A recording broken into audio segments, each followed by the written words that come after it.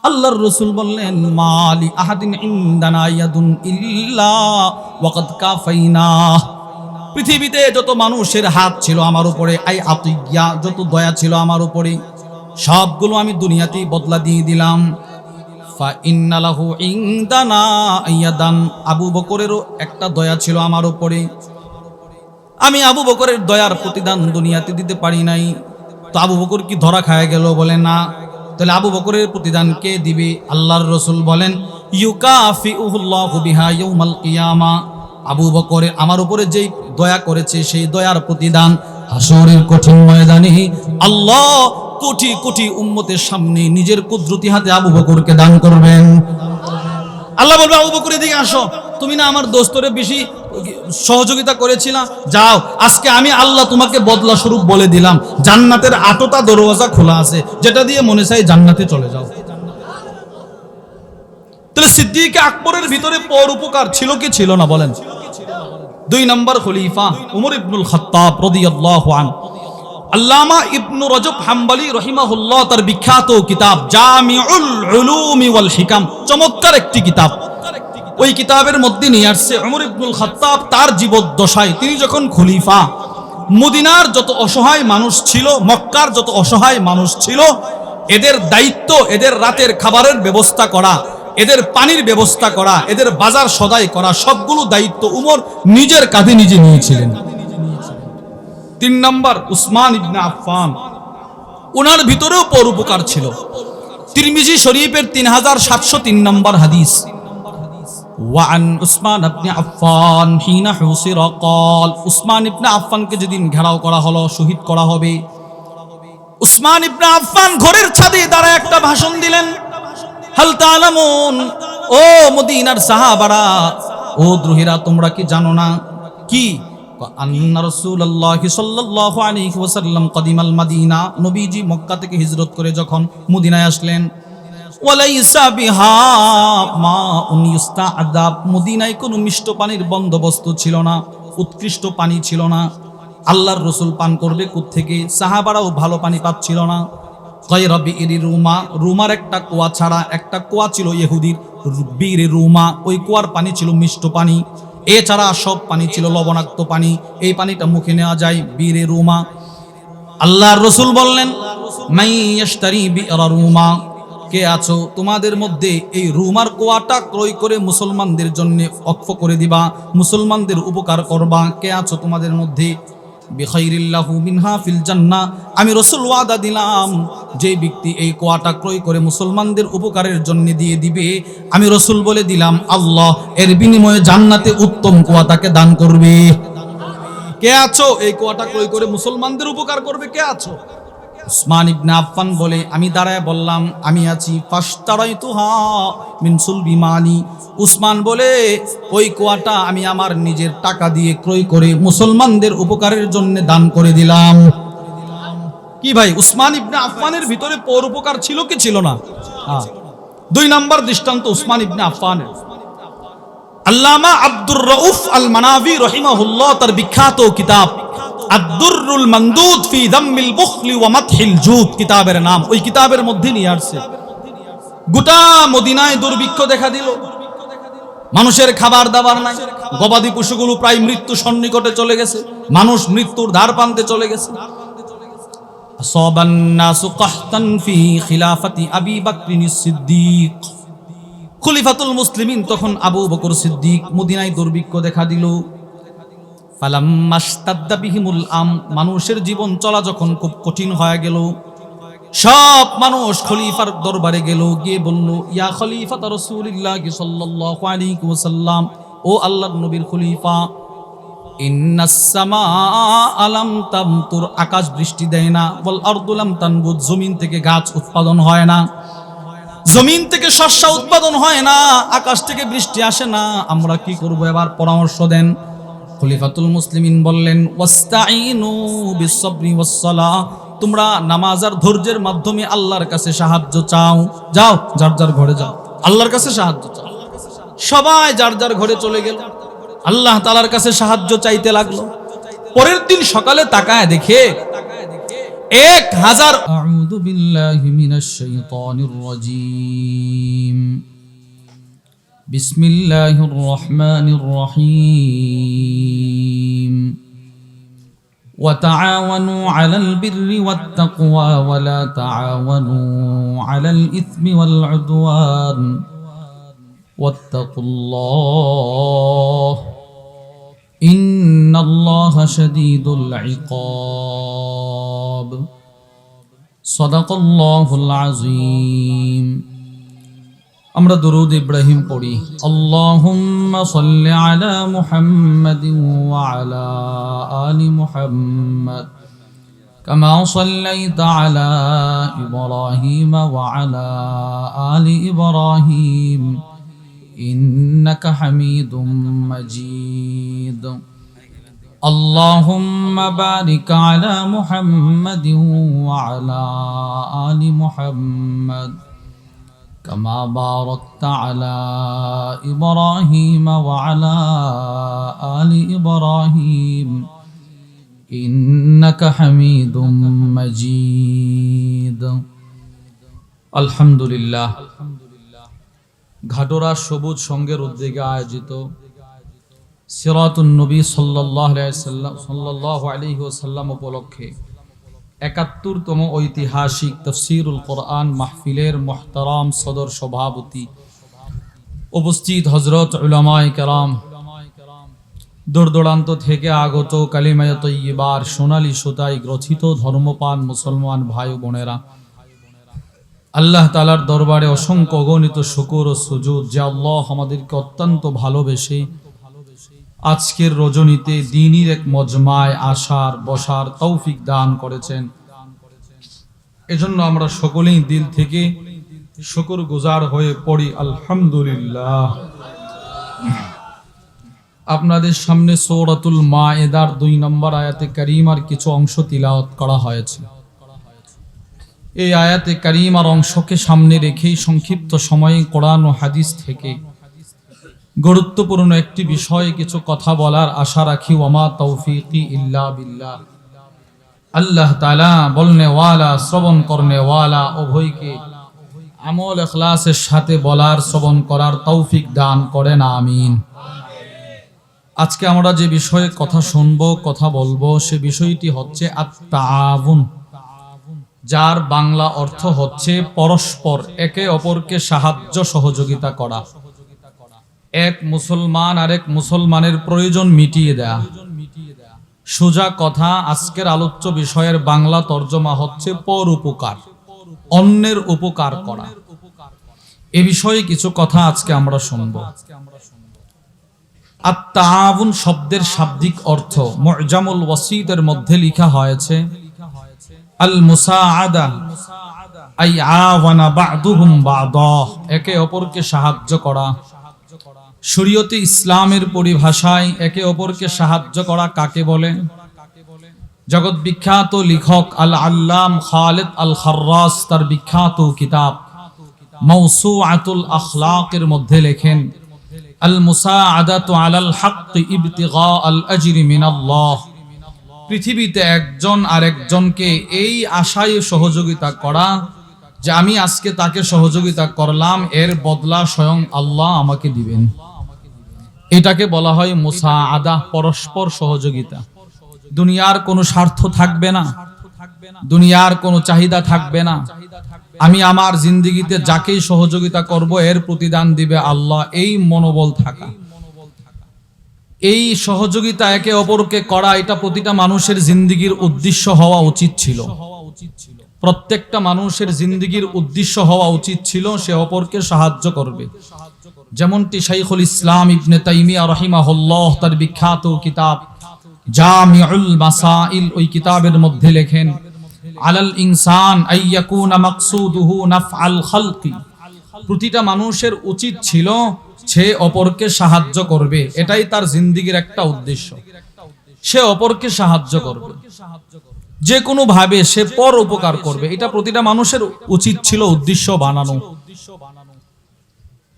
শাইখুল ইসলাম ইবনে তাইমিয়ার ছাত্র শাইখুল ইসলাম সানি ইমাম রব্বানি আল্লামা ইবনুল কাইয়িম আল জাওজিয়্যা রাহিমাহুল্লাহ তার বিখ্যাত কিতাব হাদিউল আরওয়াহ ইলা বিলাদিল আফরাহ, ওই কিতাবের মধ্যে লেখেন পৃথিবীর যেই মানুষটা অন্যকে সাহায্য করার মনোবল তার ভিতরে আনতে পারবে, পৃথিবীর যেই মানুষের ভিতরে এই সিফত এই গুণ চলে আসবে যে তার নেশায় হচ্ছে অন্যের উপকার করা, ওই মানুষটা দুনিয়াতে বসে আল্লাহর রহমতের খাজানার চাবি নিয়ে নিল।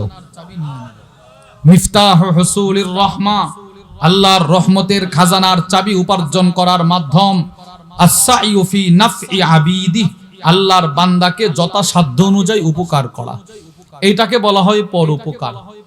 এবার আমি আপনাদের সামনে কিছু কথা বলবো, যেই কথাগুলো বলা হবে এই আলোচ্য বিষয়টার গুরুত্ব বোঝানোর জন্য। এক নাম্বার, এই যে একটা আলোচ্য বিষয়, একজন আরেকজনকে উপকার করা, পর উপকার, প্রয়োজন মিটিয়ে দেয়, এটার গুরুত্ব কতটুকু?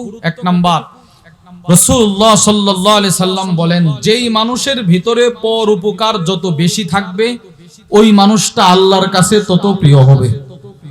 সুবহানাল্লাহ সবাই বলেন, বুঝেন নাই? যার ভিতরে পর উপকার যত বেশি সে আল্লাহর কাছে প্রিয় তত বেশি। সহিহ আত-তারগীব ওয়াত তারহিবের 2663 নম্বর হাদিস। وعن عبد الله بن عمر رضي الله تعالى عنهما قال, হযরত আব্দুল্লাহ ইবনে উমর রাদিয়াল্লাহু তাআলা আনহুমা থেকে বর্ণিত, قال النبي صلى الله عليه وسلم, আল্লাহর নবী বলেন, আহাব্বুন নাসি ইলাল্লাহ, আল্লাহর কাছে সবচাইতে প্রিয় ওই মানুষ, আনফাউহুম লিন্নাস, যেই মানুষটার ভিতরে পর উপকার বেশি। বলেন তো, যেই মানুষের ভিতরে অন্যের উপকার করার সিফত যত বেশি সে কার কাছে প্রিয় তত বেশি? আল্লাহর কাছে প্রিয়। দুই, পর উপকার যার ভিতরে যত বেশি নবীজি বলেন সে অন্য মানুষের তুলনায় শ্রেষ্ঠ তত বেশি। আস-সিলসিলাতুল আহাদিসিস সহিহা, বিখ্যাত হাদিসের কিতাব, 426 নম্বর হাদিস। وعن أبي هريرة رضي الله تعالى عنه قال, قال النبي صلى الله عليه وسلم, আল্লাহর নবী বলেন, খায়রুন নাস, সর্বশ্রেষ্ঠ মানুষ, আনফাউহুম লিন্নাস, পর উপকার যার ভিতরে বেশি সে সর্বশ্রেষ্ঠ মানুষ। এবার 3 নাম্বার যে পয়েন্টটা বলবো, এটা বলার আগে আপনারা মনোযোগ দিয়ে শুনেন। 1 নাম্বার বলেছিলাম পর উপকার, অন্যকে উপকার করা যার ভিতরে যত বেশি সে কার কাছে প্রিয় তত বেশি। 2 নাম্বার বলেছিলাম পর উপকার যার ভিতরে যত বেশি সে মানুষের মধ্যে শ্রেষ্ঠ। এবার আপনি বলেন, রাসূলুল্লাহ সাল্লাল্লাহু আলাইহি সাল্লামের চাইতে শ্রেষ্ঠ পৃথিবীতে কেউ ছিল? জোরে বলেন, কেউ ছিল? অতীতে কেউ ছিল? এখন আছে? ভবিষ্যতে আসার সম্ভাবনা আছে? না। রাসূলুল্লাহ সাল্লাল্লাহু আলাইহি সাল্লাম কতটা শ্রেষ্ঠত্বের অধিকারী ছিলেন? আল্লামা আব্দুল ফাত্তাহ আবু গুদ্দা রাহিমাহুল্লাহ তার বিখ্যাত কিতাব সফহাত মিন সাবরিল উলামা আলা শাদাইদিল ইলমি ওয়াত তাহসিলের মধ্যে লেখেন, মা জামা আল্লাহুল খায়রা কুল্লাহু লি আহাদ ইল্লা লিন নবী সাল্লাল্লাহু আলাইহি ওয়াসাল্লাম, আকাশের যত শ্রেষ্ঠত্ব, জমিনের যত শ্রেষ্ঠত্ব, জান্নাতের যত শ্রেষ্ঠত্ব, ফুলসেরাতের যত শ্রেষ্ঠত্ব, মিজানের যত শ্রেষ্ঠত্ব, 7 জমিনের নিচে যত শ্রেষ্ঠত্ব, 7 আকাশের উপরে যত শ্রেষ্ঠত্ব, সব একসাথে আল্লাহ তাআলা কোন নবীকে দেয় নাই, কোন ওলিকে দেয় নাই, কোন গাউসকে দেয় নাই, কোন আলেমকে দেয় নাই, সবগুলো একসাথে শুধু আল্লাহ তাআলা আমার নবীকে দান করছে। এত শ্রেষ্ঠত্ব রাসূল। কেন আল্লাহ রাসূল এত শ্রেষ্ঠ? রাসূলুল্লাহ সাল্লাল্লাহু আলাইহি সাল্লামের ভিতরে পর উপকার পৃথিবীর ইতিহাসে সবচাইতে বেশি ছিল। নবীজির ভিতরে যে পর উপকার সবচাইতে বেশি ছিল এর দলিল বুখারী শরীফের 3 নম্বর হাদিস। রাসূলুল্লাহ সাল্লাল্লাহু আলাইহি সাল্লামের উপরে যখন ওহী আসতে শুরু করলো, নবীজির উপরে যখন ধারাবাহিকভাবে ওহী আসার প্রারম্ভিকতা শুরু হলো, সর্বপ্রথম ওহী যেদিন আল্লাহর রাসূলের উপরে দেওয়া হলো, রাসূল অসুস্থ হয়ে গেলেন। নবীজি সাল্লাল্লাহু আলাইহি সাল্লামের শরীরে কম্পন শুরু হয়ে গেল। আল্লাহর রাসূল আম্মাজান খাদিজাতুল কুবরা রাদিয়াল্লাহু তাআলা আনহার ঘরে আসলেন। এসে বলল, খাদিজা, লাকাদ খাশিতু আলা নাফসি, আমি আমার জীবন সম্পর্কে সংখ্যাবোধ করছি, আমার কেমন যেন অস্থির লাগছে খাদিজা, শরীরটা কেমন কেমন করছে। আম্মাজান খাদিজাতুল কুবরা রাদিয়াল্লাহু তাআলা আনহা তখন আল্লাহর রসুলকে যেই সান্ত্বনার বাণী শুনিয়েছিলেন তার ভিতরে একটা ছিল, ওগো আল্লাহর রসুল, কাল্লা ওয়াল্লাহি মা ইউখজিকাল্লাহু আবাদা, না না না, আল্লাহর কসম, আল্লাহ তাআলা আপনার মতো শ্রেষ্ঠ মানুষকে কখনো লাঞ্ছিত করবে না। প্রশ্ন, কেন করবে না? এর ইল্লত বর্ণনা করছেন। তিনি বলেন, ইন্নাকা লাতাসিলুর রাহিম, ওগো আল্লাহর রাসূল, কেনই বা আল্লাহ আপনাকে লাঞ্ছিত করবে? আপনি না আত্মীয়তার বন্ধন ঠিক রাখেন। সুবহানাল্লাহ। ওয়া তাকসিবুল মা'দুম, যাদের কিচ্ছু নাই, যেই সমস্ত মানুষ একেবারে অসহায়, ঘর বাড়ি নাই, সন্তানাদি নাই, খাবার দাবারের ব্যবস্থা নাই, বন্দোবস্ত নাই, ওই সমস্ত অসহায় মানুষকে না আপনি সহযোগিতা করেন। সুবহানাল্লাহ বলেন না। আপনি না এদের সহযোগিতা করেন, তো আল্লাহ আপনাকে লাঞ্ছিত করবে না। তো আম্মাজান খাদিজাতুল কুবরা, রাসূলুল্লাহ সাল্লাল্লাহু আলাইহি সাল্লাম যখন পেরেশান, তখন নবীজিকে সান্ত্বনার বাণী শোনাইলেন এই পরোপকারের সিফতগুলো উল্লেখ করে। এজন্য আল্লাহর রাসূল মানুষের এতটাই উপকার করছেন, পৃথিবীর ইতিহাস টান দিলে দেখা যায় এমন মানুষ নাই যার জিন্দেগিতে কখনো না কখনো কোন ফকিরকে বলছে, ভাই নাই এবার মাফ করো। এমন মানুষ খুব কম। রাসূলুল্লাহ সাল্লাল্লাহু আলাইহি সাল্লাম পৃথিবীর ইতিহাসে একমাত্র ব্যক্তি যার গোটা জিন্দেগিতে কখনো এই শব্দ নাই যে আমার কাছে নাই, এবার মাফ করো। এই রকম হিস্টোরি নবীর জিন্দেগিতে নাই। মুসলিম শরীফের 2311 নম্বর হাদিস, ওয়ান জাবির ইবনে আব্দুল্লাহ রাদিয়াল্লাহু তাআলা আনহুমা قال, হযরত জাবির ইবনে আব্দুল্লাহ রাদিয়াল্লাহু তাআলা আনহুমা থেকে বর্ণিত, তিনি বলেন, মা সুইলা রাসূলুল্লাহ সাল্লাল্লাহু আলাইহি ওয়াসাল্লাম শাইআন কাত্তু ফাকালা লা, আল্লাহর রাসূলকে কোন বিষয়ে প্রশ্ন করা হলে নবীজি কখনো বলতেন না আমার কাছে নাই। কি পরিমাণ সহযোগিতা রাসূল মানুষকে করছেন এটা বোঝানোর জন্য আপনাদেরকে হাদিস থেকে 3টা দৃষ্টান্ত শোনাই। 1 নাম্বার, বুখারী শরীফের 1469 নম্বর হাদিস, ওয়ান আবি সাঈদ আল খুদরি রাদিয়াল্লাহু তাআলা আনহু قال, নবীজির সাহাবী আবু সাঈদ আল খুদরি বলেন, ইন্না নাসাম মিনাল আনসার সাহাবাদের একটা জামাত নবীজির কাছে আসলো। আনসারীদের এক জামাত, মোটামুটি বেশ কয়েকজন সাহাবী একসাথে নবীজির কাছে আসছে। সাআলু রাসূলুল্লাহ সাল্লাল্লাহু আলাইহি ওয়াসাল্লাম, সকলে মিলে যার মনের যে চাহিদা তো সে অনুযায়ী নবীর কাছে চাইলো, আমারে এটা দেন, আমারে এটা দেন। হাদিস বর্ণনাকারী আবু সাঈদ আল খুদরি রাদিয়াল্লাহু তাআলা আনহু বলেন, ফাআতাহুম, এরা যা যা চেয়েছে নবীজি তা তা দান করে দিলেন। যা কি লাগবে নিয়ে যা। এবার আবু সাঈদ আল খুদরি বলেন, সুম্মা সাআলু, এরা আবার নবীর কাছে চাইলো, আমাকে এটা দেন, এটা দেন। আগে যেগুলো চাইছে এগুলো স্টক করছে, আবার চাইছে। ফাআতাহুম, রাসূল এদেরকে আবার দান করলেন। সুবহানাল্লাহ বলেন না। তাহলে এরা চাইছে কয়বার? এবার নবীজি দিলেনও কয়বার? তৃতীয়। সুম্মা সাআলু, এরা আবার নবীর কাছে চাইছে। ফাআতাহুম, নবীজি আবার দান করলেন। হাত্তা মা নাফিদা ইনদা, এক পর্যায়ে নবীজির কাছে যেই মাল ছিল সবগুলো দান করে শেষ করে দিলেন, একদম সাফ।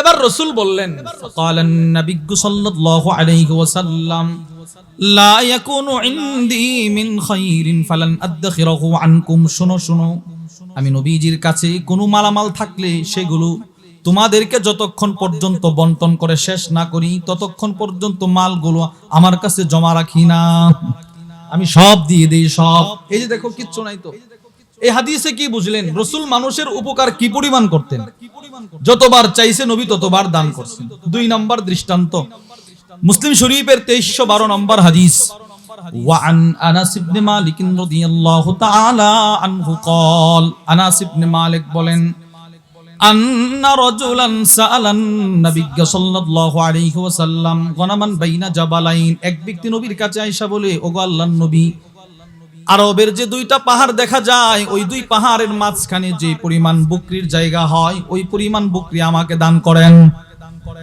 বুঝেন নাই? আরবের পাহাড়গুলো ছোট না বড়? 2 পাহাড়ের মাঝখানে যেই পরিমাণ বকরির জায়গা হয়, সংকলন হয়, ওই পরিমাণ বকরি আমার এখন দান করেন। আনাস ইবনে মালিক বলেন, হতভম্ব হয়ে গেলাম, নবীজি তারে এই পরিমাণ বকরি এখন কিভাবে দান করবে। তাকায় দেখি রহমাতুল লিল আলামিন ফাআতাহু ইয়া, সে যেই পরিমাণ বকরি চাইলো নবীজি তাকে ওই পরিমাণ বকরি দান করে দিলেন।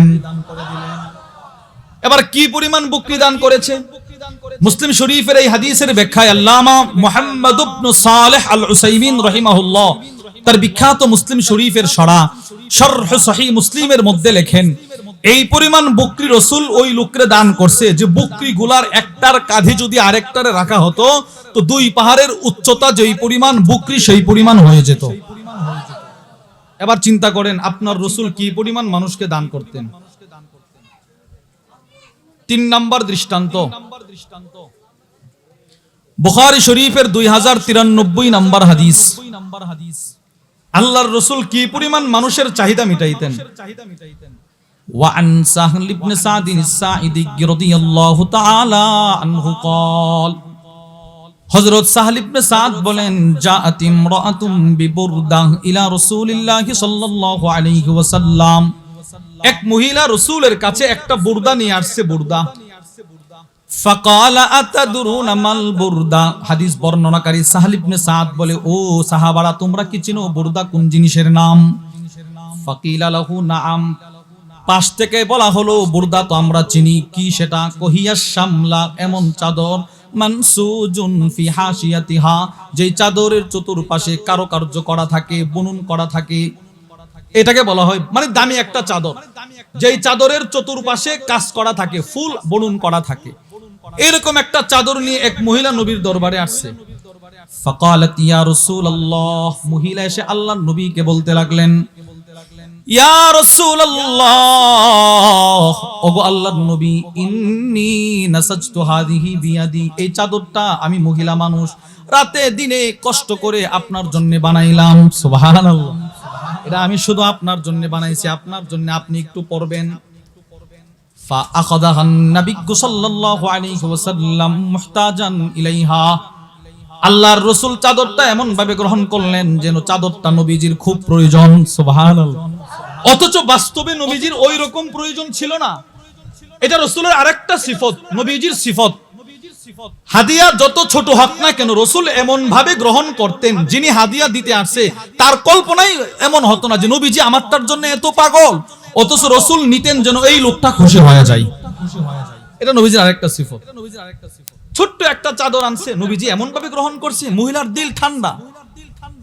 এবার আল্লাহর রাসূল চাদরটা পরলেন। সাহাবী সাহল ইবনে সাদ বলেন, ফাখরাজা ইলাইনা রাসূলুল্লাহ সাল্লাল্লাহু আলাইহি ওয়াসাল্লাম ওয়া ইন্নাহা ইজারু, আল্লাহর রাসূল সাহাবাদের মাঝখানে আসলেন, মজমায় আসলেন, চাদরটা নবীজির পরনে বাঁধা। ফাকালা রাজুলুম মিনাল কওম, এক সাহাবী দাঁড়ায়া বলতে লাগলেন, ওগো আল্লাহর নবী, আপনার চাদরটা বড় সুন্দর, আমার এই চাদরটার বড় প্রয়োজন, আমাকে দিয়ে দেন। একজন সাহাবী দাঁড়ায়া বললেন, এই চাদরটা অনেক সুন্দর, আমার চাদর নাই নবী, এটা আমারে দিয়ে দেন না। ফাকালান নাবিয়্যু সাল্লাল্লাহু আলাইহি ওয়াসাল্লাম নাআম, নবীজি বললেন, ঠিক আছে, এই চাদরটা তোমাকে আমি দিয়ে দিব। সুবহানাল্লাহ, নতুন চাদর মাত্র রাসূল পরে আসছে, এটা সবার হয় না। আমরাও তো দান করি, আমাদের পাঞ্জাবিটা পুরনো হয়ে গেলে পুরনো পাঞ্জাবিটা দান করি, নতুনটা দিতে চায় না। আর রাসূলুল্লাহ সাল্লাল্লাহু আলাইহি সাল্লামের একটা সিফত হচ্ছে নবীজি নতুন জিনিস অনেক সময় মানুষ চাইলে দিয়ে দিতেন। সুবহানাল্লাহ, হ্যাঁ, এটা অনেক আলেমদের ভিতরে আছে, অনেক জনসাধারণের ভিতরেও আছে, আলহামদুলিল্লাহ। আমার মনে পড়ছে আপনাদেরকে একটু বলে দেই, নতুন জিনিস অনেকে দান করতে চায় না, কিন্তু অনেকে দান করে। আবার হয়তো কারোরটা আমরা দেখি, কারোরটা দেখি না। গত ফেব্রুয়ারি মাসে আমাদের হাকিমুন নফস আল্লামা মুফতি মুশতাকুন নবী কাসিমি হাফিজাহুল্লাহ, হুজুর প্রত্যেক ইংরেজি মাসের তৃতীয় শনিবার হুজুরের মাদ্রাসা আছে সিলেট শাহপরান, দারুল উলুম শাহপরান, কল্লগ্রাম বাইপাস রোডে, তামাবিল রোডের পাশে। ওখানে প্রত্যেক ইংরেজি মাসের তৃতীয় শনিবার হুজুর এখানে যান, আমরাও যাই। আনিসুর রহমান আশরাফি সাহেব হাফিজাহুল্লাহ হুজুরও যান। তো ফেব্রুয়ারি মাসে হুজুর ওখানে আমরা বয়ান করে চলে আসছি। এর কয়েকদিন পরে হুজুর আসবে, নরসিংদীর দিকে আসবে। তো হুজুরের দিলের ইচ্ছা হয়েছে, আমরা অনেক রিকোয়েস্ট করছি যে আমাদের বাসায় আনতে হুজুরকে, হুজুরও সম্মতি দিলেন। রাত প্রায় 3:30টায় হুজুর আমাদের বাসায় আসছেন। হুজুরের পরনে সুন্দর একটা জ্যাকেট বা সোয়েটার যাই বলেন, অনেক সুন্দর, চমৎকার, সুন্দর, অনেক দামি।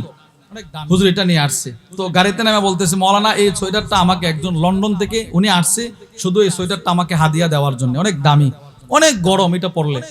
হুজুর আমাদের বাসায় থাকলেন, ফজরের নামাজের পরে হুজুর, আমার আব্বা সাক্ষাৎ করতে গেছে, তো আব্বাকে বলে যে এই সোয়েটারটা আমাকে লন্ডন থেকে একজন হাদিয়া দিছে, এই সোয়েটারটা আমি এখন আপনাকে হাদিয়া দিয়ে দিলাম, অনেক দামি, কিন্তু মাত্র আসছে লন্ডন থেকে।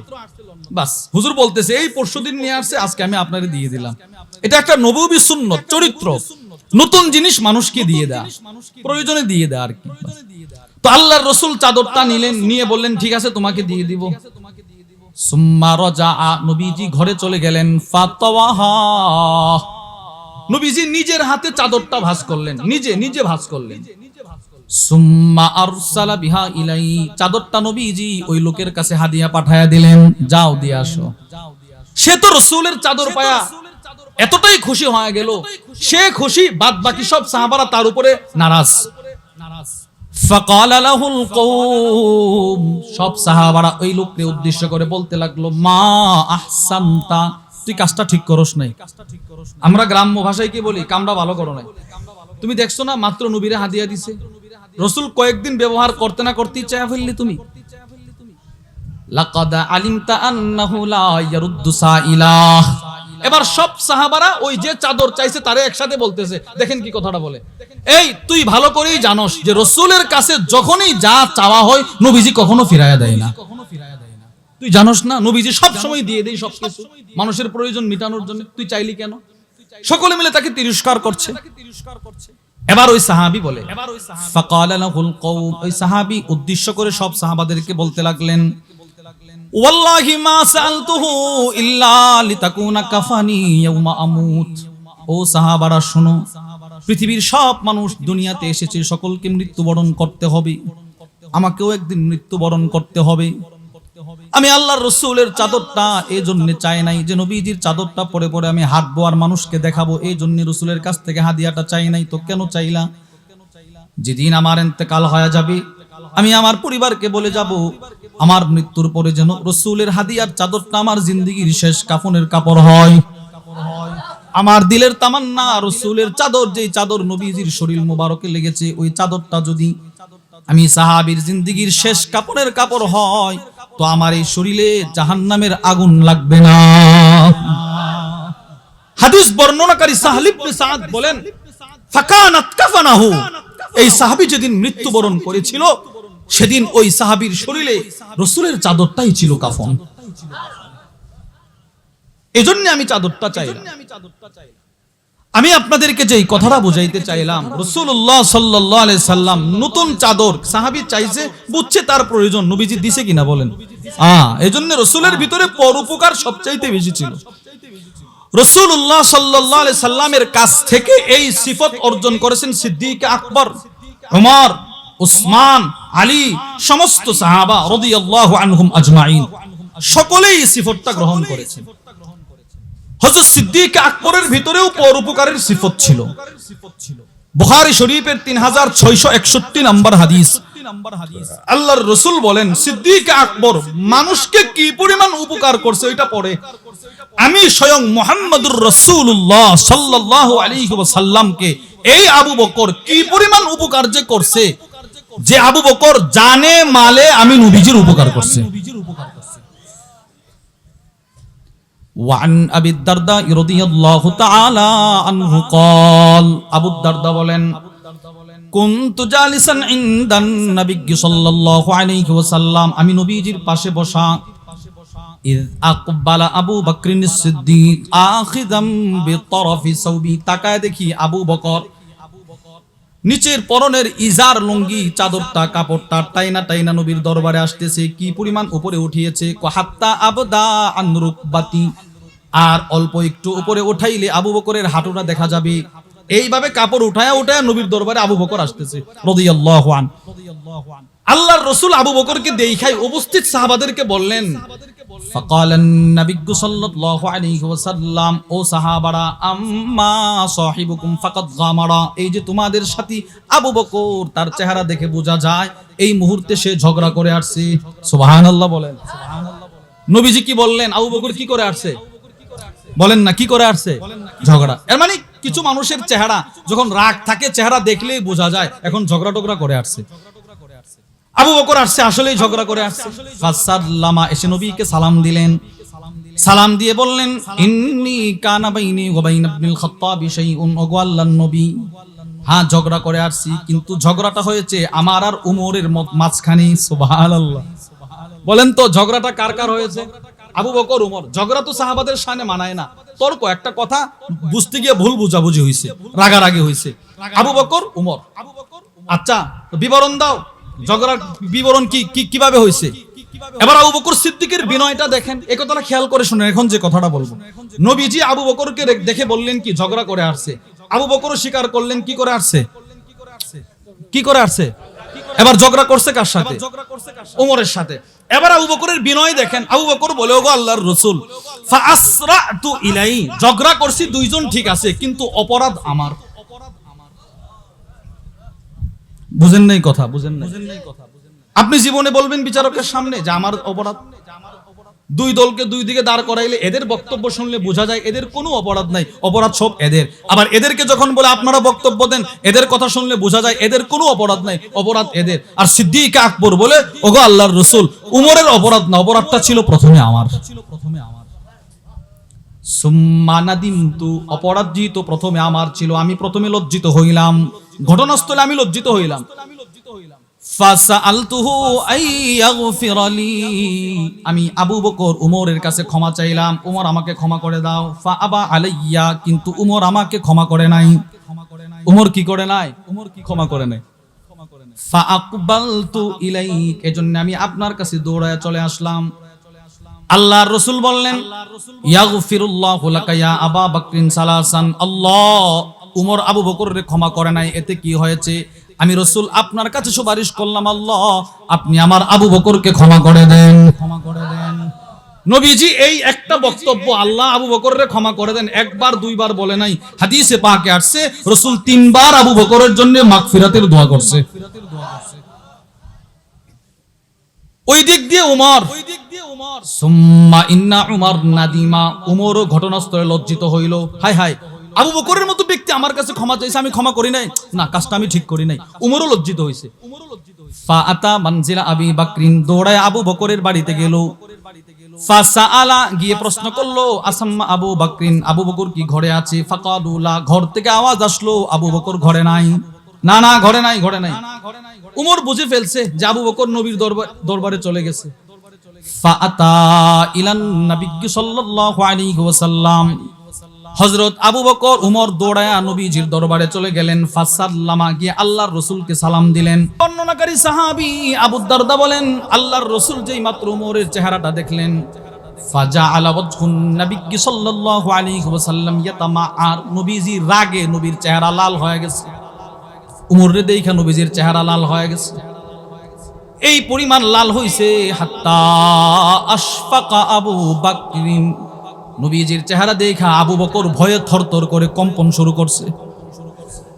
মানে উমর যেই মাত্র নবীকে সালাম দিল, রাসূল উমরের দিকে তাকায় এতটাই রাগ হইলেন আবু বকরের যে ক্ষমা করে নাই আগে, যে আবু বকর নিজে কম্পন শুরু করছে। হায় হায়, না জানি এখন রাসূল উমরকে কি বলে। এক পর্যায়ে আবু বকর ফাজাসা আলা রুকবাতাই, দুইটা হাঁটু মাটিতে গেড়ে নবীর সামনে বসে আবার বলতেছে, ওয়াল্লাহ, আল্লাহর কসম ইয়া রাসূলুল্লাহ, আনা কুনতু আজলাম, উমরের কোনো দোষ নাই, দোষ আমি আবু বকরের। নবীজি আবু বকর আবার এই কথাটা বলছে, কসম খেয়ে বলছে, আল্লাহর কসম ওগো আল্লাহর নবী, উমরের কোনো দোষ নাই, তারে আপনি কিচ্ছু বলবেন না, সব দোষ আমার। তখন আল্লাহ রাসূল একটা বক্তব্য দিলেন, চোখের পানি ছেড়ে ছেড়ে নবীজি ভারাক্রান্ত হৃদয় নিয়ে একটা ছোট্ট বক্তব্য দিলেন। ফাকালান নবিয়্যু সাল্লাল্লাহু আলাইহি ওয়াসাল্লাম, আল্লাহর নবী বলেন, ইন্নাল্লাহ বাআসানি ইলাইকুম ফাকুলতুম কাযাবতা কাযাবতা, ও ওমর, ও আবু দারদা, ও আমার সাহাবারা, আল্লাহ তাআলা আমাকে তোমাদের কাছে নবী বানিয়ে পাঠিয়েছিল, তোমরা সকলেই আমাকে দেখতা আর বলতা আমি মিথ্যুক, আমি মিথ্যুক। উমর, তুমি আমি নবীর মাথা কাটার জন্য দাঁড়িয়ে গিয়েছিলে রে উমর। ও সাহাবা, তোমরা আমাকে বলতে আমি মিথ্যুক। পৃথিবীর সব মানুষ যেদিন আমাকে মিথ্যুকের তীর ছুটতেছিল, ওই দিন যে মানুষটা আমাকে প্রথম সাক্ষাতে বলেছিল আপনি সত্যবাদী, তিনি আমার আবু বকর। এই আবু বকর আমাকে সর্বপ্রথম বলেছিল আমি সত্যবাদী। শুধুই মাত্র সে আমাকে প্রথম সত্যবাদী বলে নাই, ওয়াসানি বিনাফসিহি ওয়া মালি, আবু বকর আমাকে জানে মালে সহযোগিতা করেছে। এটা হচ্ছে মূল বিষয়। রাসূল বললেন আবু বকর আমাকে জানে মালে সহযোগিতা করছে। কি পরিমাণ সহযোগিতা করেছে জানেন? আল্লাহর রাসূল বলেন পৃথিবীতে যত মানুষ আমাকে সহযোগিতা করেছে, কথাটা খেয়াল করে শুনবেন, পৃথিবীতে যত মানুষ আমাকে সহযোগিতা করেছে, আমার উপরে দয়া করেছে, সকলের দয়ার প্রতিদান আমি রাসূল দুনিয়াতে দিতে সক্ষম হয়েছি, আবু বকরেরটা দিতে পারি নাই। তিরমিজি শরীফের 3661 নম্বর হাদিস। وعن أبي هريرة رضي الله تعالى عنه قال قال النبي صلى الله عليه وسلم, আল্লাহর রাসূল বললেন মালি আহাদিন ইনদানা ইয়াদুন ইল্লা ওয়াকাদ কাফাইনা, পৃথিবীতে যত মানুষের হাত ছিল আমার উপরে, আই আতিয়া, যত দয়া ছিল আমার উপরে, সবগুলো আমি দুনিয়াতেই বদলা দিয়ে দিলাম। ফা ইন্না লাহু ইনদানা ইয়াদান, আবু বকরেরও একটা দয়া ছিল আমার উপরে, আমি আবু বকরের দয়ার প্রতিদান দুনিয়াতে দিতে পারি নাই। তো আবু বকর কি ধরা খায় গেল? বলে না। তাহলে আবু বকরের প্রতিদান কে দিবে? আল্লাহর রাসূল বলেন ইউকাফিউহুল্লাহু বিহা ইয়াউমাল কিয়ামা, আবু বকরে আমার উপরে যেই দয়া করেছে সেই দয়ার প্রতিদান হাসরের কঠিন ময়দানে আল্লাহ কোটি কোটি উম্মতের সামনে নিজের কুদরতি হাতে আবু বকরকে দান করবেন। আল্লাহ বলবে আবু বকর এদিকে আসো, তুমি না আমার দোস্তরে বেশি সহযোগিতা করেছিলা, যাও আজকে আমি আল্লাহ তোমাকে বদলা স্বরূপ বলে দিলাম, জান্নাতের 8টা দরওয়াজা খোলা আছে, যেটা দিয়ে মনে চাই জান্নাতে চলে যাও। তাহলে সিদ্দিক আকবরের ভিতরে পরোপকার ছিল কি ছিল না বলেন? 2 নম্বর খলিফা উমর ইবনুল খাত্তাব রাদিয়াল্লাহু আনহু। আল্লামা ইবনু রজব হাম্বলি রহিমাহুল্লাহ তার বিখ্যাত কিতাব জামিউল উলুমি ওয়াল হিকাম, চমৎকার একটি কিতাব। ওই কিতাবের মধ্যে নিয়ে আসছে উমর ইবনুল খাত্তাব তার জীবদ্দশায়, তিনি যখন খলিফা, মদিনার যত অসহায় মানুষ ছিল, মক্কার যত অসহায় মানুষ ছিল, এদের দায়িত্ব এদের রাতের খাবারের ব্যবস্থা করা, এদের পানির ব্যবস্থা করা, এদের বাজার সদাই করা, সবগুলো দায়িত্ব উমর নিজের কাঁধে নিজে নিয়েছিলেন। 3 নম্বর উসমান ইবনে আফফান, ওনার ভিতরেও পরোপকার ছিল। তিরমিজি শরীফের 3703 নম্বর হাদিস।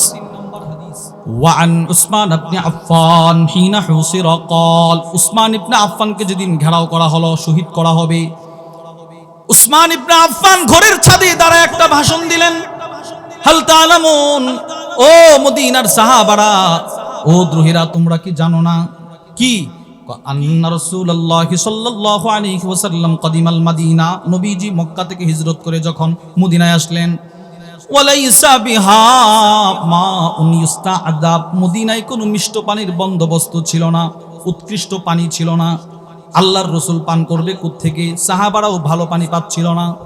গায়রা বিইরি রুমা, রুমার একটা কুয়া ছাড়া, একটা কুয়া ছিল ইহুদির বিইরি রুমা, ওই কুয়ার পানি ছিল মিষ্ট পানি, এছাড়া সব পানি ছিল লবণাক্ত পানি, এই পানিটা মুখে নেওয়া যায় বিইরি রুমা।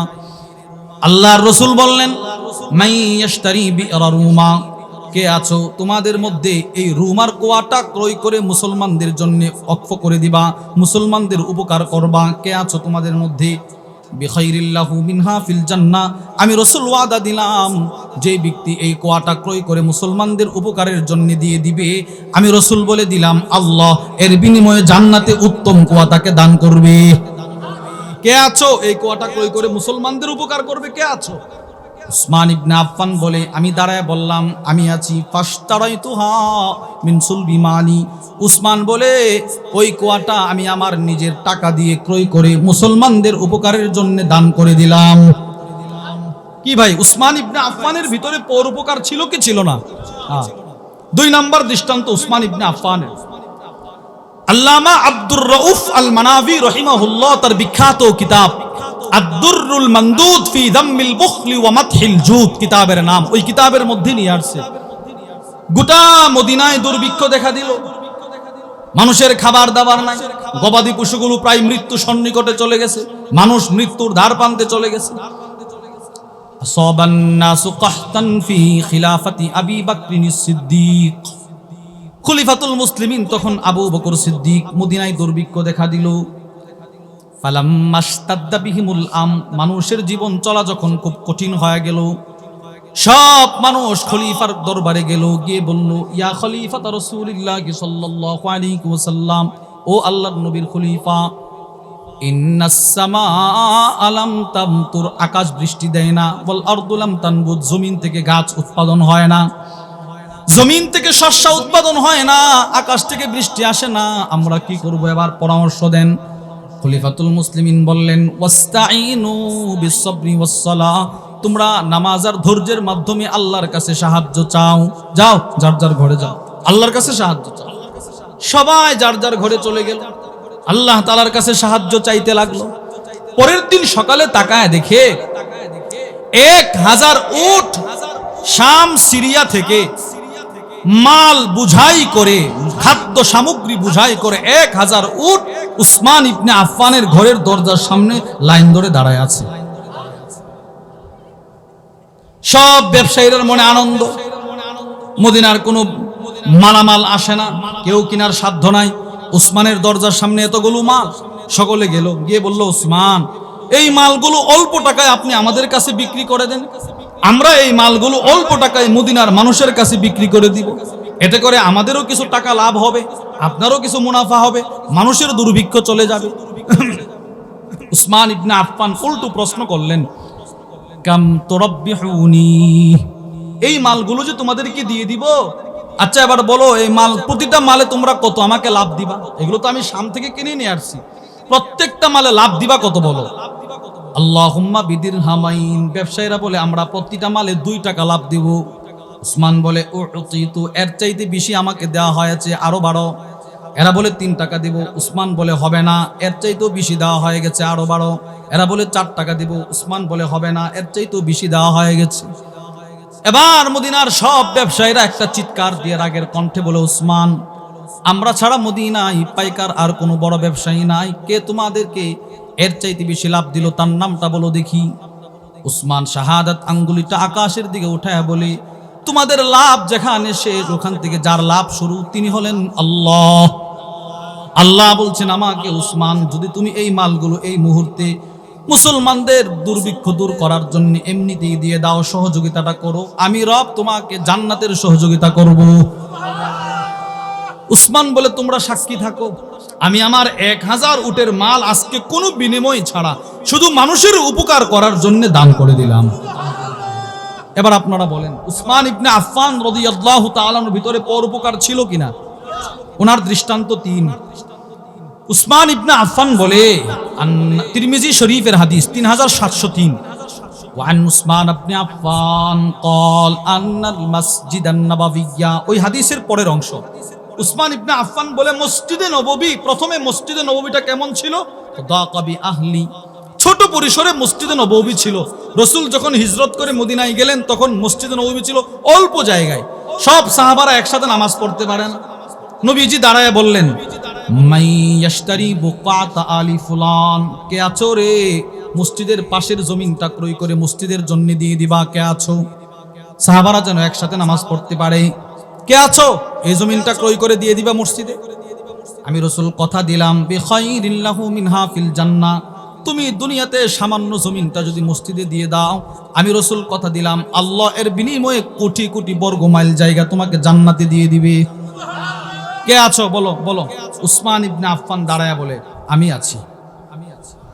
ফাশতারাইতুহা মিন সুলবি মালি, উসমান বলে, ওই জায়গাটাও আমি আমার টাকা দিয়ে ক্রয় করে মুসলমান যেন একসাথে নামাজ পড়তে পারে, পুরোটা জায়গা মসজিদের জন্য ওয়াকফ করে দিলাম।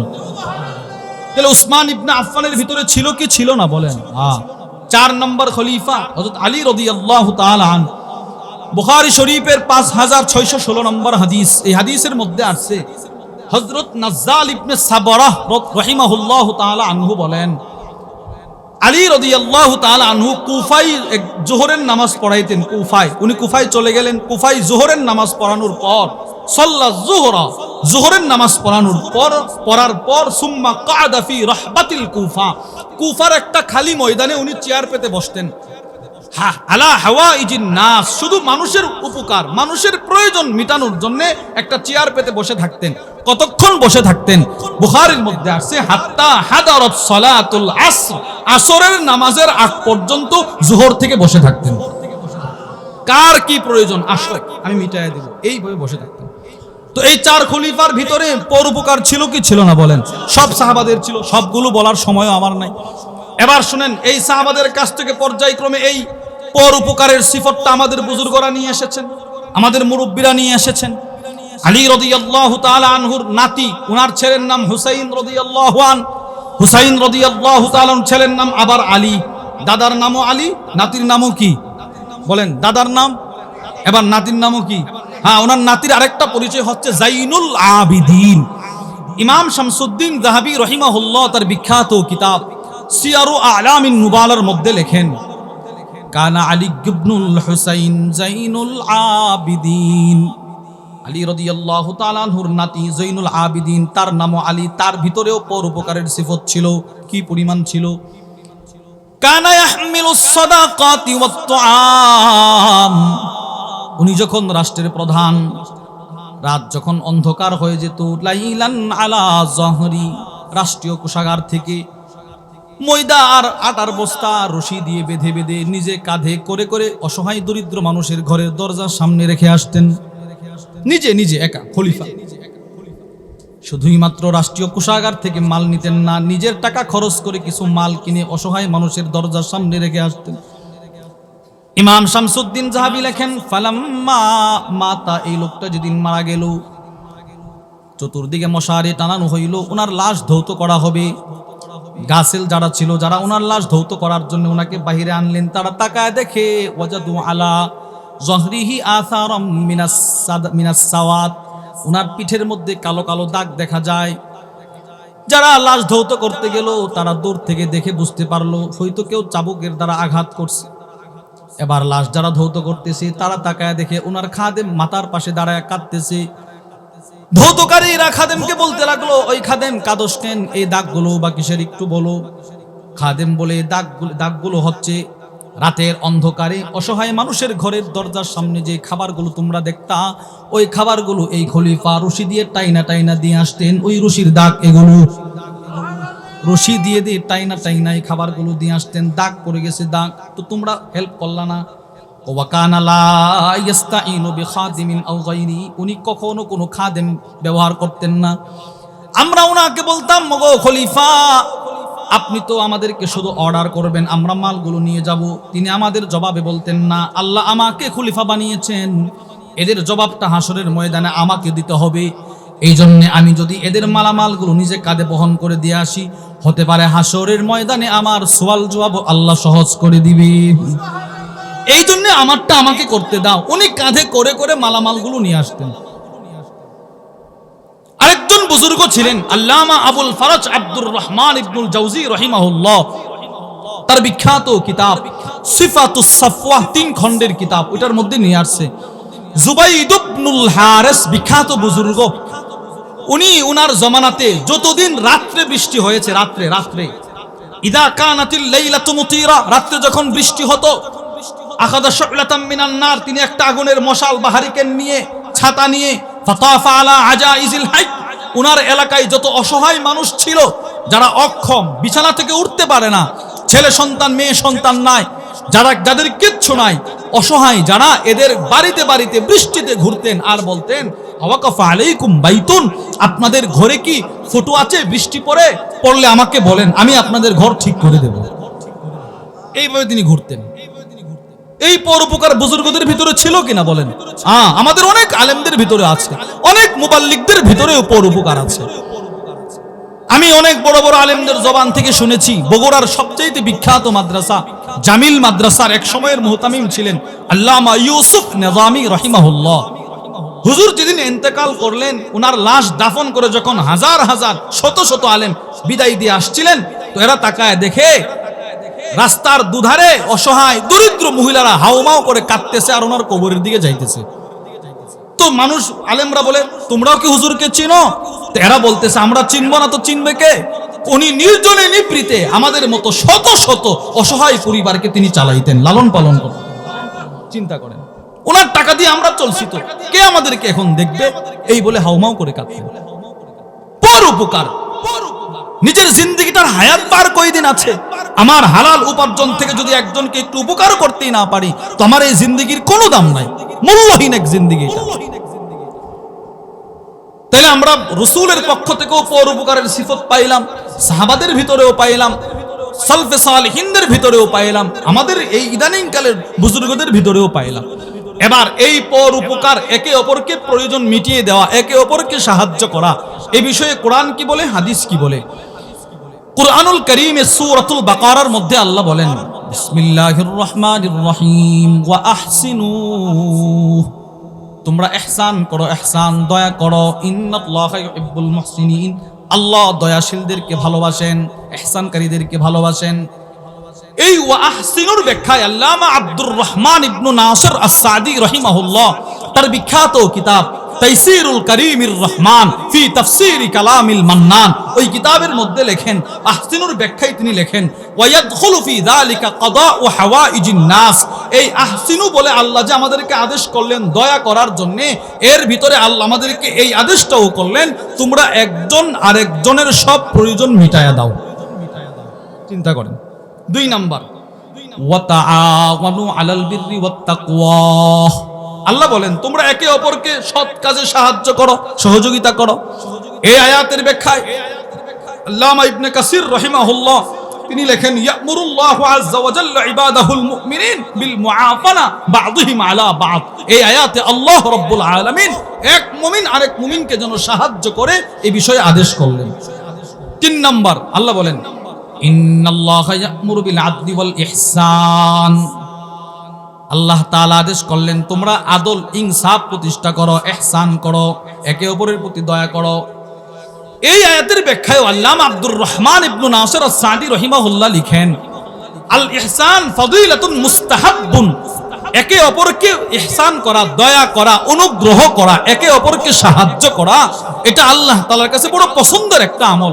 বলে সাহায্য করবা কিভাবে? তিনি বলেন 3 জিনিস, কানাফইন নাস, মানুষ মানুষকে সাহায্য করে 3 জিনিসের মাধ্যমে, মাল বিল মালি ওয়াল বাদানি ওয়াল ইলমি, বলেন 1 নাম্বার মালের দ্বারা, বলেন 1 নাম্বার, 2 নাম্বার জানের দ্বারা, 2 নাম্বার, 3 নাম্বার ইলম, বলেন না 3 নাম্বার কি? এবার আমরা মুখস্থ হইছে, বলেন 1 নাম্বার মাল, 2 নাম্বার, 3 নাম্বার ইলম, 3 নাম্বার কি? হ্যাঁ, এবার জানের দ্বারা সাহায্য করা এটা সাময়িক, মালের দ্বারা সাহায্য করা এটা সাময়িক, সব সময় থাকে না। যেমন এখন এই কয়েকদিন পূর্বে আমাদের বাংলাদেশের স্মরণকালের ভয়াবহ বন্যা হয়েছে, আমাদের কুমিল্লা, লক্ষ্মীপুর, নোয়াখালী, ওই এলাকার মানুষগুলো বন্যায় ক্ষতিগ্রস্ত হয়েছে, আপনারা মালের দ্বারা সহযোগিতা করেছেন, এই বন্যা কি সব সময় থাকে? মাদ্রাসা নির্মাণের সময় আপনারা সাহায্য করেন, এটা কি সব সময় করেন? না। তাহলে জানের দ্বারা সহযোগিতা সাময়িক, মালের দ্বারা সহযোগিতা সাময়িক, ইলমের দ্বারা সহযোগিতা মৃত্যু পর্যন্ত। বলেন তো ইলমের দ্বারা সহযোগিতা কি পর্যন্ত? হ্যাঁ, কারণ ইলম আমার দরকার কতদিন পর্যন্ত? ইমাম আহমদ ইবনে হাম্বল বলে মৃত্যু পর্যন্ত। সুবহানাল্লাহ বলেন, বলেন বলেন তো। আচ্ছা, সম্পদের প্রয়োজন কতদিন পর্যন্ত? যতদিন জীবন থাকে, যদ্দূর হলে চলে ততটুক। জানের প্রয়োজন যতদিন জীবন থাকে। এবার ইলমের প্রয়োজন ইমাম আহমদ ইবনে হাম্বল বলে কবরে যাওয়ার আগ পর্যন্ত। কবরে যাওয়ার এই ইলম আমরা শিখবো কোথায়? মাদ্রাসা, তাবলীগ। বলেন মাদ্রাসা 1 নাম্বার কি? বলেন না 1 নাম্বার। এবার মাদ্রাসায় শিখতে পারলাম না, তো আমাদের মুরব্বীরা যে সিস্টেম চালু করলো দাওয়াত ও তাবলীগ, হক্কানি উলামাদের তত্ত্বাবধানে যেই তাবলীগ চলে, ওই তাবলীগে আমরা কি শিখবো? বলেন ইলম। বলেন কি শিখবো? কেন? ইলম প্রতিটা শ্বাসে শ্বাসে আমাদের প্রয়োজন। আল্লামা সাইয়্যিদ ইবনে হুসাইন আল আফানি তার বিখ্যাত কিতাব সালাহুল উম্মাহ ফি উলুবিল হিম্মা, ওই কিতাবের মধ্যে ইমাম আহমদ ইবনে হাম্বল একটা বক্তব্য নিয়ে আসছেন। ইমাম আহমদ ইবনে হাম্বল বলেন খাবারের প্রয়োজন প্রতিটা মানুষের দিনে 1 থেকে 2 বার, আর ইলমের প্রয়োজন বিআদাদিল আনফাস, প্রতিটা শ্বাসে শ্বাসে মানুষের ইলমের প্রয়োজন। তাহলে 3 জিনিসের মাধ্যমে একে অপরকে সাহায্য করতে পারে, জান, মাল, ইলম। জান, মাল। এবার এই 3টা কথা আমাদের তাবলীগে আছে না নাই? আল্লাহর দেওয়া জান, আল্লাহর দেওয়া মাল নিয়ে আল্লাহর রাস্তায় খরচ করে কি শিখা? ইলম শিখা, দাওয়াত শিখা। আল্লাহ আমাদেরকে কবুল করেন, বলেন আমিন। আল্লাহ আমাদেরকে তৌফিক দান করেন, বলেন আমিন। এবার 3টা আয়াত থেকে আপনাদেরকে বুঝাইলাম। 3 আয়াতে আল্লাহ রাব্বুল আলামিন একে অপরকে সাহায্য সহযোগিতা করা, একে অপরের প্রতি সহানুভূতি দেখানো, সাহায্য করার কথা আল্লাহ বলছে কি বলে নাই? এবার কয়েকটা হাদিস শুনেন। 1 নাম্বার সহিহুল জামের 6668 নম্বর হাদিস, وعن النعمان بن بشير رضي الله تعالى عنه قال, হযরত নু'মান ইবনে বাশির থেকে বর্ণিত, তিনি বলেন, قال النبي صلى الله عليه وسلم, আল্লাহর রাসূল বলেন, আল মুসলিমুন কারাজুলিন ওয়াহিদ, সমস্ত মুসলমান হচ্ছে একটা দেহের মতো। বলেন তো সমস্ত মুসলমান একটা কিসের মতো? দেহে। দেহে ইরাস্তাকা আও ইরিস্তাকা আইনুহু ইস্তাকা কুল্লু, একটা দেহের মধ্যে যদি চোখটা আঘাতপ্রাপ্ত হয়, ব্যথা পায়, তো এই ব্যথাটা পুরোটা শরীর অনুভব করে কিনা? নবীজি বলেন বিশ্বের কোথাও কোন মুসলমান যদি আঘাতপ্রাপ্ত হয়, তাকে যদি কেউ আক্রমণ করে, তো এই ব্যথা তোমার দিলেও আসতে হবে, আসলে তুমি মুসলমান। তাহলে ফিলিস্তিনের মুসলমানদেরকে কুকুর ইসরায়েল যে বর্বরোচিত হামলা চালিয়েছে, এদের আক্রমণ দেখে যদি আমার দিলে মায়া না লাগে, আমার ভিতরে যদি এই স্পৃহা না আসে যে রব যদি আমাকে সুযোগ দিতেন আমি ওখানে গিয়ে আমার মুসলিম ভাইদের পাশে দাঁড়াইতাম, এই আগ্রহ যদি আমার ভিতরে না আসে, আমি মুসলমান? বলেন আমি মুসলমান?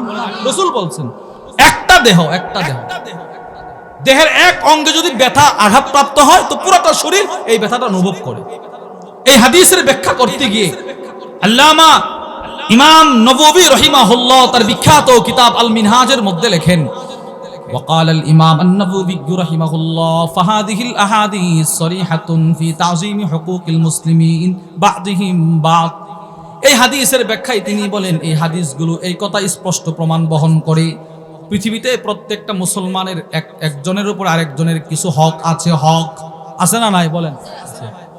2 নম্বর হাদিস বুখারী শরীফের 481 নম্বর হাদিস, وعن أبي مالك الأشعري رضي الله تعالى عنه قال, আবু মালিক আল আশআরী থেকে বর্ণিত, তিনি বলেন, قال النبي صلى الله عليه وسلم, আল্লাহর রাসূল বলেন, ইন্নাল মুমিনা লিল মুমিনি কাল বুনিয়ান, এক মুমিন আরেক মুমিনের জন্য প্রাচীর, দেয়াল স্বরূপ।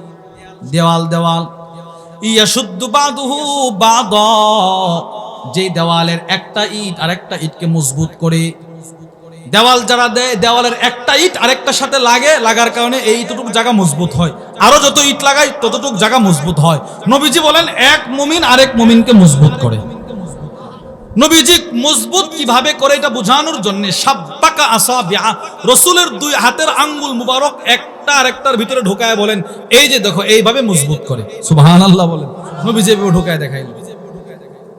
এই হাদিসের ব্যাখ্যায় আল্লামা ইবনে বাত্তাল রাহিমাহুল্লাহ তার বিখ্যাত বুখারীর শরহ সহিহুল বুখারী ইবনে বাত্তালের মধ্যে লেখেন, তাআওয়ানুল মুমিনিন বা'দুহুম বা'দা ফি উমুরিদ দুনিয়া ওয়াল আখিরা, দুনিয়াতে আখিরাতে, দুনিয়ার বিষয়ে আখিরাতের বিষয়ে এক মুমিন আরেক মুমিনকে সাহায্য করা, মানদুবুন ইলাইহি বিহাদাল হাদিস, রাসূল এই হাদিসের দ্বারাই একজন যেন আরেকজনকে সাহায্য করে, এই নৈতিক দায়িত্বটা রাসূল এই হাদিসের মাধ্যমে আমাদেরকে দিয়েছেন।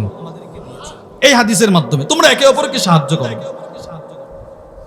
3 নম্বর হাদিস, একটা ভয়ঙ্কর হাদিস শুনেন, ভয়ঙ্কর একটা কথাই হাদিস রাসূল বলছেন, খেয়াল করে শুনেন। তিরমিজি শরীফের 1332 নম্বর হাদিস, وعن عمرو بن مرة قال لمعاوية رضي الله تعالى عنهما, আমর ইবনে মুররা মুআবিয়া ইবনে আবি সুফিয়ানকে একদিন ডাক দিয়া বললেন, ও মুআবিয়া, আপনি তো খলিফা। বলে, হ্যাঁ আমির, শুনেন। কি? আমি আপনাকে একটা হাদিস শোনাবো। কি হাদিস? কো সামি'তু রাসূলুল্লাহি সাল্লাল্লাহু আলাইহি ওয়াসাল্লাম ইয়াকুল, আমি নবীকে একটা হাদিস বলতে শুনলাম। কি হাদিস? আল্লাহর রাসূল বললেন, মা মিন ইমামিন ইউগলিকু বাবাহু দুনা দাবিল হাজাতি ওয়াল খাল্লাতি ওয়াল মাসকানা, কোন নেতা, কোন সর্দার যদি অন্য কোন অসহায় মানুষকে দেখা সে তার ঘরের দরজা লাগায়া দেয়, বড় লোক মানুষ, একজন অসহায় মানুষ আসতেছে, আমরা শায়েখের জন্য রাস্তাটা ক্লিয়ার করে দিই, হুজুর চলে আসছে, আলহামদুলিল্লাহ। সকলে বলেন আলহামদুলিল্লাহ, জোরে বলেন আলহামদুলিল্লাহ।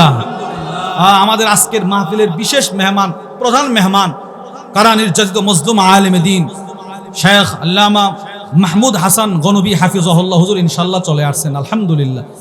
হুজুর এখন ইনশাআল্লাহ কথা বলবেন। আমি এই কয়েক সেকেন্ডে হাদিসটা বলে শেষ করে দিচ্ছি।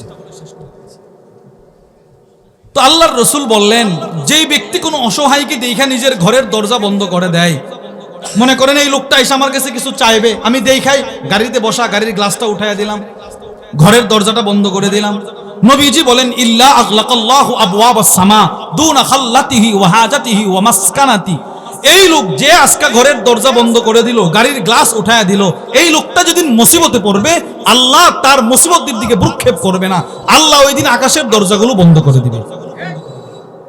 তাহলে আমরা কি হাদিস থেকে কি বুঝলাম? একে অপরকে সাহায্য করবো তো ইনশাআল্লাহ, দ্বীনি বিষয়ে সাহায্য করবো তো ইনশাআল্লাহ।